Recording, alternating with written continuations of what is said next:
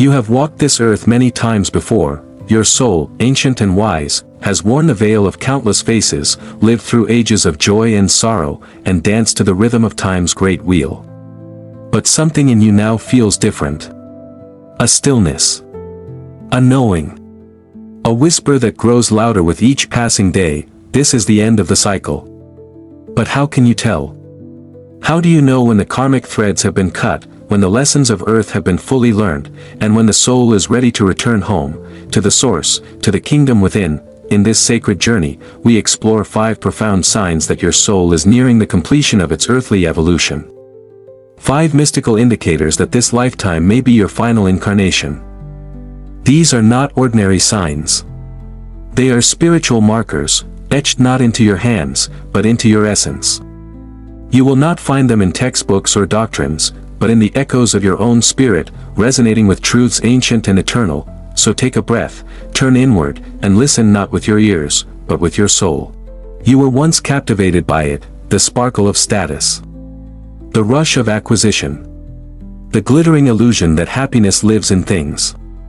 Like a child chasing butterflies in a sunlit meadow, you ran after every desire, every pleasure, every comfort the material world could offer. But now, something has changed. You feel the weight of gold, not its shine. You see the hollowness in consumption, not its promise. The more you achieve, the emptier it feels. You are not depressed. You are awakening. This is the first sign. You are beginning to remember that what the world calls wealth, your soul knows as dust. Ancient mystics called it Maya, the great illusion. A web of appearances. Spun to trap the soul in endless cycles of desire, attachment, and rebirth. But now, that web no longer holds you. You see through it, and with every desire that fades, you feel lighter, freer, more at peace. You no longer chase experiences to escape boredom. You sit in stillness, and find a deeper joy. This disinterest is not apathy, it is liberation. It is your soul whispering, you have tasted enough. You have known this realm. Now turn inward.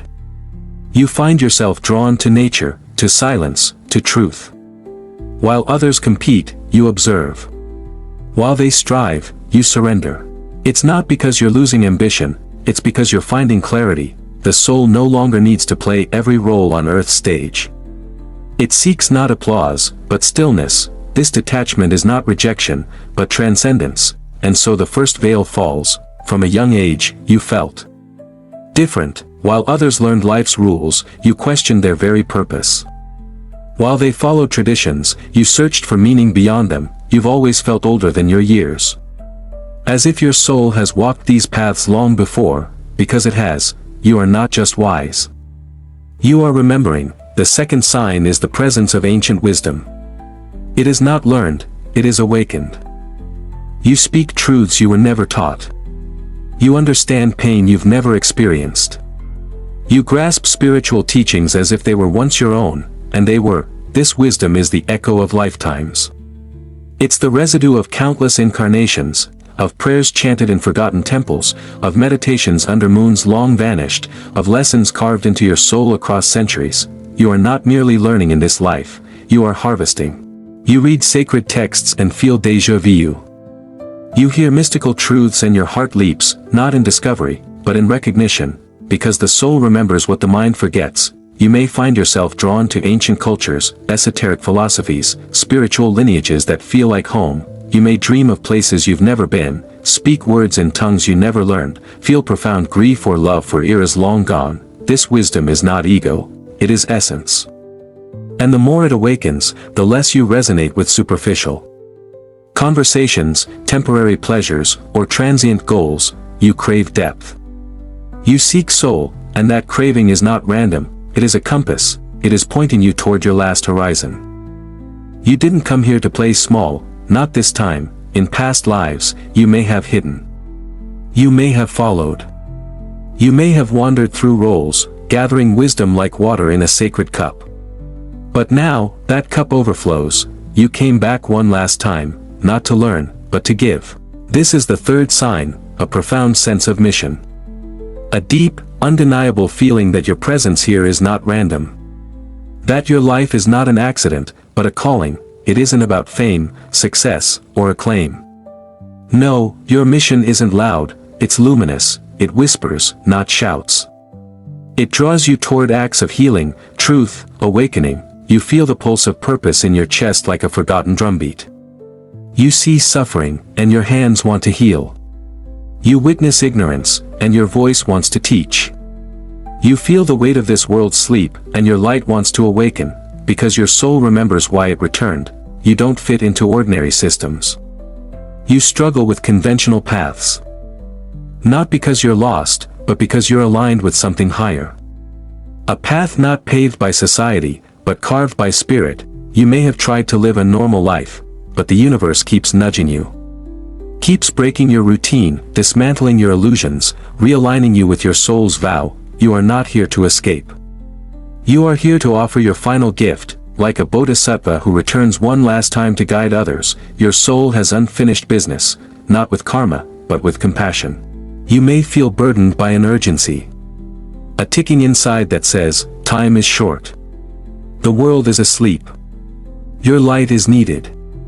And while others search for purpose, you are already walking yours. Even if the path feels lonely, even if the work is invisible, your life becomes less about me and more about we. Less about survival, more about service. This is your final offering to the world. A gift you brought across lifetimes to give in this one, and with every act of love, of truth, of awakening, you seal another chapter of your earthly story. And the soul whispers again, you are nearing home. It begins subtly. You begin to lose interest in your name. In your history. In the identity you've spent a lifetime crafting. The mask begins to fall, not because you are broken, but because you are becoming whole. This is the fourth sign, the dissolution of the ego and the emergence of oneness. It feels like dying, and it is, the dying of illusion. You begin to realize that you are not your thoughts. You are not your titles, your traumas, your triumphs. You are not the roles you've played, the masks you've worn, or the stories you've told. All of that was clothing for the soul, garments worn for a time, then shed, and now, the shedding begins. You look in the mirror and see a body. But feel an ocean. You speak, but the voice inside echoes beyond the boundaries of time and space. The ego crumbles, and in its place, the self arises, not the small self, limited by fear and form. But the true self. The Atman. The light behind your eyes. The witness behind the story. You walk through a forest and feel not like a visitor, but as the trees themselves. You see another person's pain, and it aches as your own. You begin to feel the web, the sacred interconnectedness of all things. Separation dissolves, judgment fades. What remains is love, raw, unconditional, borderless love.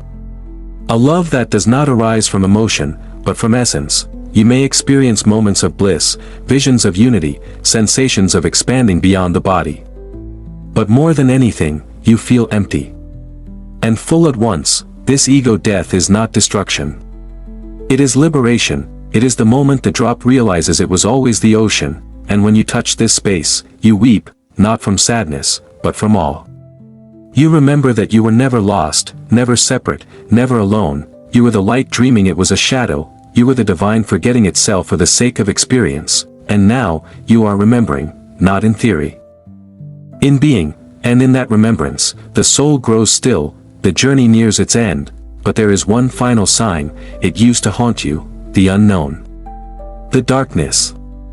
The thought that all of this, the people, the moments, the memories, could end in an instant, death. The great unspoken, but now, you do not run from it. You do not deny it.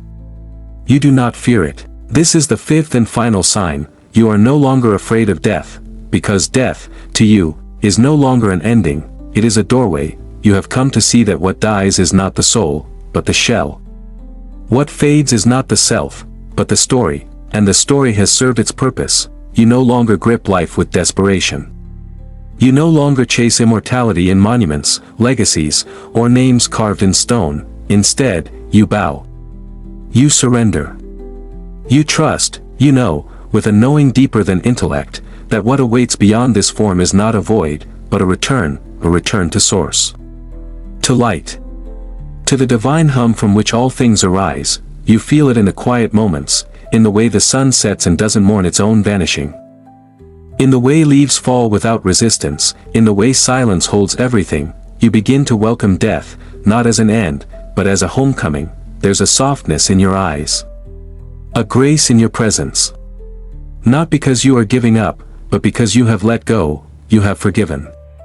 You have loved. You have awakened.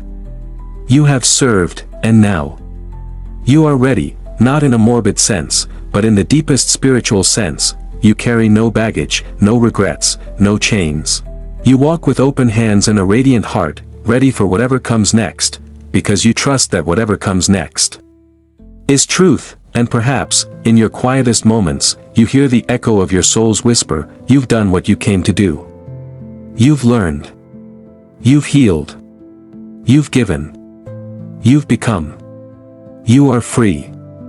So now you know, if you have felt the disinterest in the material, if you carry ancient wisdom like a forgotten song, if your heart beats with a mission that no one else can see, if the ego has begun to dissolve into the infinite, and if you no longer fear the great return, then maybe, just maybe, this is your last life on earth, but this truth is not a burden. It is a liberation, because the soul does not end, it evolves. It doesn't vanish, it ascends. It doesn't die, it merges. This final incarnation is not about escaping the world. It's about embodying the divine one last time, fully, fearlessly, freely, and as you walk this path. May you remember, you are not your story, you are not your past, you are not even your body, you are the spark behind the eyes, the stillness beneath the noise, the light that was never born, and will never die. You are the soul, ancient, infinite, returning home. If these signs speak to something deep within you, if they stir a remembrance, a resonance, then you're not alone. This path may be silent, but it is not solitary. Share this video with someone who is awakening. Reflect in the comments below, tell us which sign called out to you the most, and if your heart seeks more wisdom, more truth, more connection, subscribe and join us on this sacred journey, because your soul's story is far from over. This may be your last life on earth, but it is the first breath of eternity.